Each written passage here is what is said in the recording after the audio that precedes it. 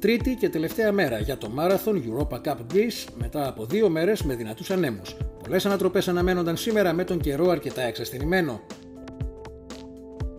Αλλά στην ιστιοπλοεία παίζει καθοριστικό ρόλο ο σωστός χειρισμός του σκάφους και η τακτική που θα επιλέξει να ακολουθήσει ο αθλητής κατά τη διάρκεια του αγώνα.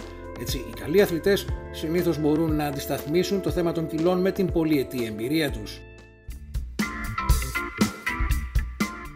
Στην πρώτη ιστιοδρομία της κατηγορίας Laser Standard η θεωρία έγινε πράξη. Ο προπορευόμενος στην γενική κατάταξη Αντώνης Μπουγιούρης δεν κατάφερε να ξεκινήσει καλά και οι νέοι αθλητές Αλέξης Κάτσιος και Χάρης Μαυρογιώργης είχαν το προβάδισμα. Όμως χρειάστηκε μόλις μία παλιδρομική για να καταφέρει ο Μπουγιούρης να πλασαριστεί και πάλι στην πρώτη θέση, την οποία δεν δείχνει διατεθειμένος να αφήσει σε αυτό το πρωτάθλημα.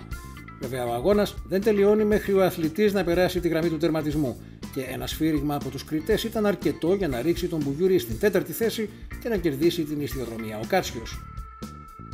Παράλληλα με τα Laser Standard ξεκινούσε και η πρώτη ιστιοδρομία της ημέρας για τα Laser Radial. Εδώ η καλύτερη εκκίνηση ανήκε στην αθλήτρια της Ρόδου Μαρία Καρακιούρη, η οποία κατάφερε να στρίψει μέσα στα πρώτα μέτρα και να καλύψει τον υπόλοιπο στόλο, εξασφαλίζοντας έτσι ένα μικρό προβάδισμα μαζί με την Βασιλεία Καραχάλιου.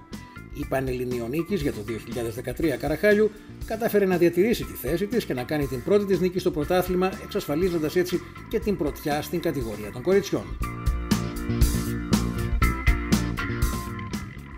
Τρίτη και τελευταία κατηγορία ήταν τα Laser 4,7, όπου συμμετέχουν και οι περισσότεροι αθλητές από 7 διαφορετικές χώρες. Μια απότομη αλλαγή στη διεύθυνση του ανέμου ανάγκασε το μεγαλύτερο μέρος του στόλου να γυρίσει και να κατευθυνθεί προς τη δεξιά μεριά του στίβου.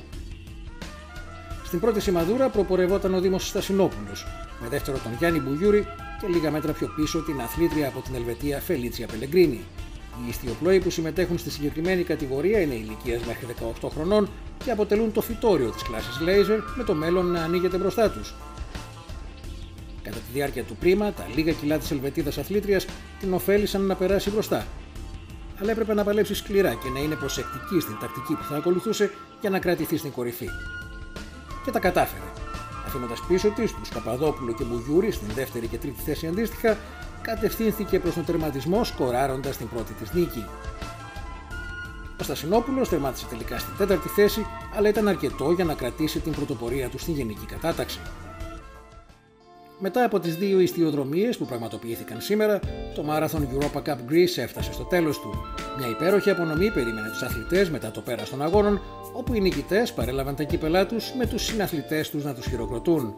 Όλοι ανανέωσαν το ραντεβού τους για του χρόνου και ακόμα μια επιτυχημένη διοργάνωση για το Marathon Europa Cup Greece στο Sailing Academy στο Σκοινιά. Ευχαριστούμε που ήσασταν μαζί μας.